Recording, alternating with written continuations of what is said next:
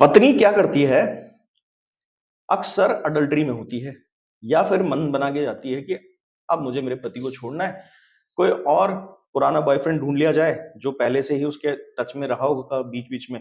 अब देखिए Instagram, Facebook, messenger पता नहीं कहाँ-कहाँ से लोग आपस में लिंक अप रहते हैं। कई बार तो ये चीज़ें पति-पत्नियों के बीच में इनका कभी खुलासा भी नहीं होता और जनरली शादियाँ वैसे भी 1 से 3 साल के बीच में ज़्यादातर टूटती हैं।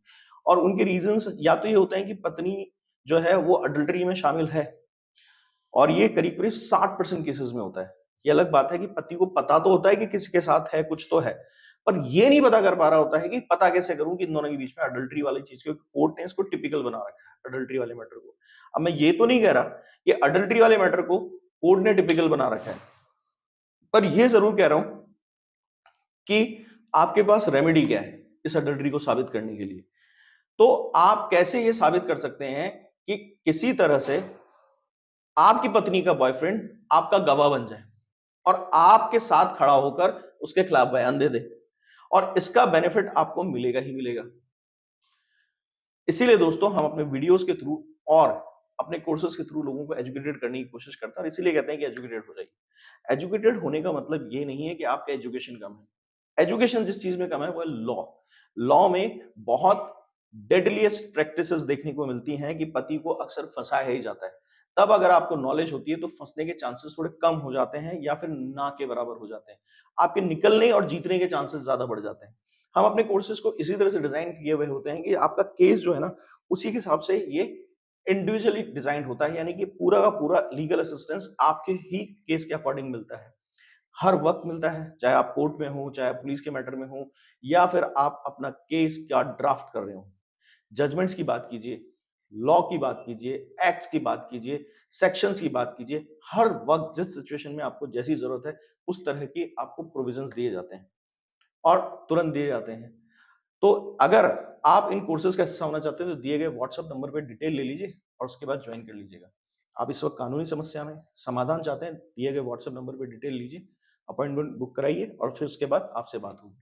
नमस्कार दोस्तों, मैं हूं Rahul जैफ, legal eagle India channel में आपका स्वागत करता हूं। दोस्तों, एक बड़ी भद्दी सी चीज है ये कि आपको इंटरेस्ट नहीं है रिलेशनशिप में, तो सबसे अच्छा तरीका ये होता है कि जैसे मेल्स क्लियर कर देते हैं, भई मैं तुम्हारे साथ नहीं रह सकता। ठीक है, कुछ दर्दनाक हादसे भी होते हैं कि कुछ मेल्स अपनी गलती ना मानने या छिपाने के चक्कर में अपनी पत्नियों में हाथ उठाते हैं, मार-पिटाई करते हैं, झगड़ा करते हैं। बट जनरली मेल्स हमेशा जो देखने में आता है कि अडल्टरी में अगर पकड़े जाते हैं, तो पीछे हट जाते हैं और अपने आप को एक तरीके से उस रिश्ते से अलग कर लेते हैं और क्लियर भी कर लेते हैं। इसके लिए कोई केस-वेस नहीं करते।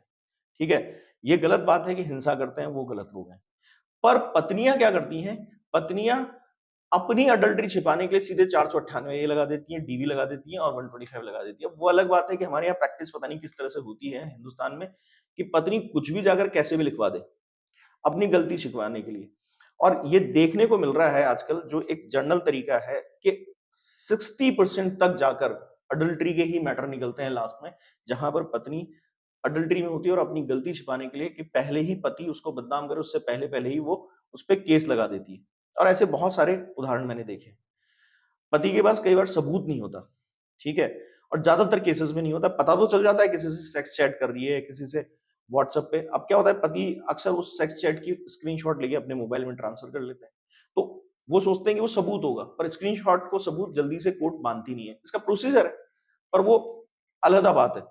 तो दिक्कत ये होती है कि वो पूरा का पूरा डिवाइस या तो आपके पास हो या फिर आपने अपनी पत्नी को सेक्स करते हुए किसी व्यक्ति के साथ, वो भी न्यूड पोजीशन में, पूरा का पूरा फिजिकली इंटीमेटेड होते हुए देखा हो, तो कोर्ट कंसीडर करते हैं। हालांकि इसको सजा नहीं माना जाता है, इसमें कोई अपराध नहीं माना जाता है। ठीक है, बाय चॉइस कोई आदमी अगर शादी में रहते हुए भी महिला या पुरुष जाके बाहर किसी और से संबंध बनाते हैं तो इसको गलत अब हमारा कानून नहीं मानता है, पर क्रूरता के रूप में मानता है आपके स्पाउस के अगेंस्ट। अगर आप पत्नी हैं और आपने आपके पति अगर किसी से संबंध बना रहे हैं, तो ये आप पे क्रूरता है। अगर आप पति हैं और इसी तरह से संबंध आपकी पत्नी के किसी और व्यक्ति से बन जाते हैं, फिजिकल रिलेशनशिप बन जाते हैं, तो फिर ये आप पे क्रूरता है। पर अब दिक्कत ये आती है कि ऐसे पति पत्नी तकलीफ में बहुत आ जाते हैं कि अडल्टरी साबित कैसे करें। हम समस्या में हैं, हमारे पास सबूत जुगाड़ने का कोई तरीका नहीं है। एक दो लोगों ने तो मुझे अपना एक्सपीरियंस भी बताया कि हमने महंगे डिटेक्टिव हायर किए पर उन्होंने हमें कुछ खास दिया नहीं, बल्कि अच्छी खासी मोटी फीस और रकम वसूल करके चले गए। अब समस्या है, करें क्या? व्यक्ति का नाम जानते हैं, पहचान तो पता है, पर कुछ कर नहीं सकते, कैसे क्या करें? इन केसेस में अक्सर ये होता है कि जब केसेस चल रहे होते हैं, तो अक्सर पत्नी अपने पति को छोड़कर अलग जाके मायके या कहीं और रहने लग जाती है। यहाँ थोड़ा ट्रिकी होना पड़ेगा, थोड़ा-सा घाल-मेल करना पड़ेगा। आपको आईपीसी 498 498 ए नहीं बोला मैंने, ए नहीं बोला है, ए हटा दीजिए, क्योंकि काफ़ी लोग कन्फ्यूज़ हो जाते हैं 498 बोलने पर, तो उनके दिमाग में वो फ्लो आ जाता है ए। ए की बात नहीं हो रही, ए हटा दीजिए। 498 ए से जस्ट पहले वाला सेक्शन है आईपीसी में 498, और 497 के बाद वाला सेक्शन है 498, इसकी बात हो रही है।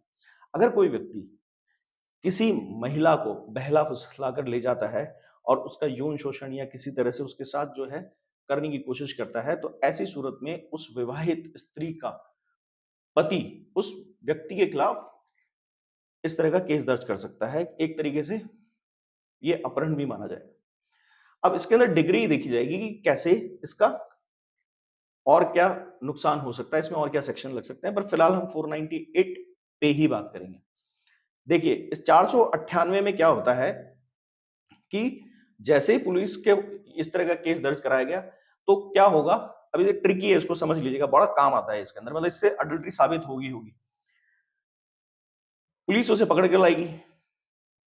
अब अगर पत्नी ये कहती कि मैं अपनी मर्जी से इसके साथ गई थी, उस व्यक्ति से विशेष लगाव होने की वजह से उसी की तरफ वो इंक्लाइंड रहती है, और आपके सामने खड़े होकर भी वो कह देती है, कोर्ट में भी खड़े होकर कह देती है कि हाँ साहब, मैं तो अपनी मर्जी से इसके साथ गई थी।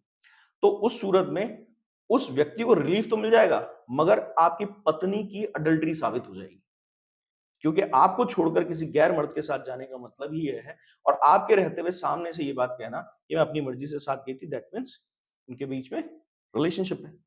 पर अगर पत्नी वहां घबरा जाती है और कहती है इस आदमी ने मुझे अपहरण किया था, ये आदमी ही मुझे लेकर गया था, तो एक तो वो बंदा फंस रहा है।